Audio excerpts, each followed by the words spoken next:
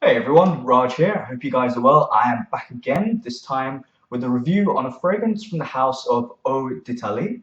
And this one is called Acqua Decima. I think that's the way you pronounce it. I'm just working off a little sample here that I got from the fragrance, the company Auslieber-zum-Duft.de, also known as First and Fragrance. A really good website to get samples on, just bottles actually. Good fragrances, great selection. Definitely check it out. So today's fragrance, I don't really have too much experience with the House of Eau d'Italie. I've tried a couple of their scents, and I've definitely liked what I've smelled. I like their style. I definitely like their style. This fragrance is it comes in one size, and I think one size only, from what I can tell. 100 ml will cost you £95 or $140. And the notes for this one are at the top lemon, mandarin, and mint. Hot notes of Neroli, Petitgrain, and Hedione.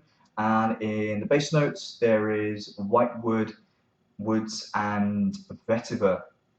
So, immediately, the first thing that I really have to say here is this is a really fresh fragrance. This is a cool, warm weather fragrance, spring, summer, but you could wear it on colder weather if you just want to lift your spirits or just try something a little bit different. It has a unisex appeal. Definitely, I think this will work well on man and woman or male, female. And it is quite a sort of relaxed scent. It is quite a kind of holiday type fragrance. I get that sort of feeling from it. You could wear it to work, definitely could wear it to work, and quite versatile actually in terms of occasions. Even on a special day, you could definitely wear it. It will work in many occasions. It has good longevity.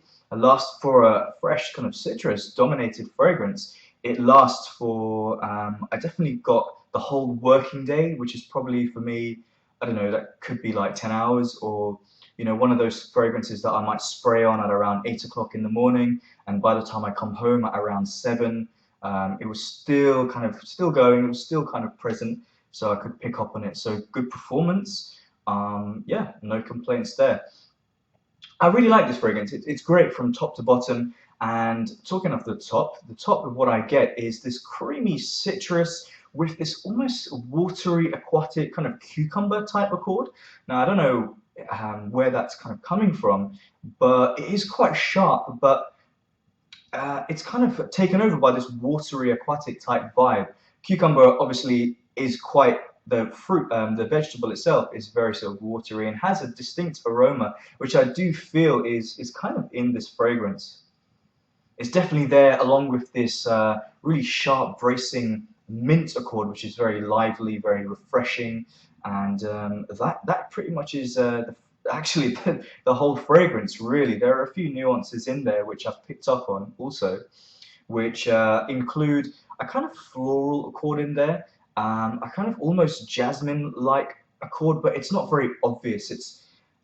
You might not easily pick it up, but there's some floral aspect in there, just making it a little bit more interesting, and definitely a lot of white musks. Very creamy citrus, but also very sharp at the same time. Maybe actually the creaminess is coming from this floral accord, but there's lots of different things going on in here, and it's always something to keep you entertained or interested. It works, I think, best when your body warms up, when you're in the heat, and it really shines then at that point. So yeah, perfect for warm weather. Upcoming weather that you're going to have if you're in that type of environment. You should definitely think about getting a sample, or even if you have a full bottle, probably should be in heavy rotation. I think I'm tempted to get a full bottle, to be honest. It's one of those fragrances on my to buy list. So yeah, overall, I think I've covered all the points. I really like it. It's oh yeah. So one thing I wanted to say is that it has been compared to a fragrance which I think is the best fresh fragrance out there from the House of Xerjoff, and that is 1861, which has been renamed to 1861 Renaissance.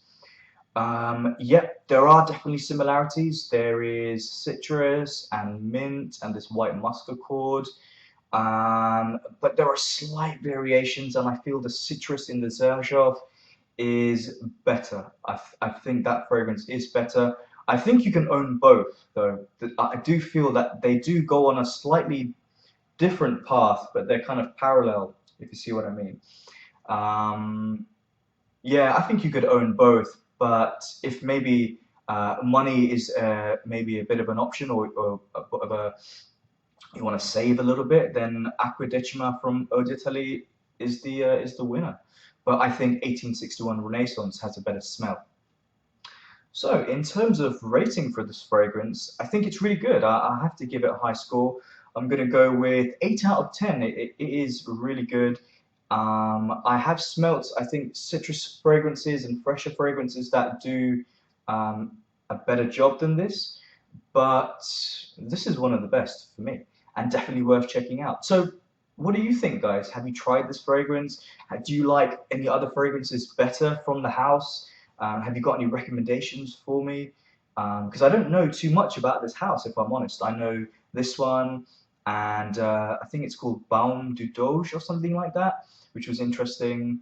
And I hear the fragrance Pastem Rose. I'm not sure if I'm getting the pronunciation right, but I've heard that mentioned a few times. So I think I'm going to go to that house and maybe try and get some samples, or definitely try them on paper and try them on skin. So yeah. So yeah, over to you. As I said, let me know your thoughts. Have a look at my Facebook page.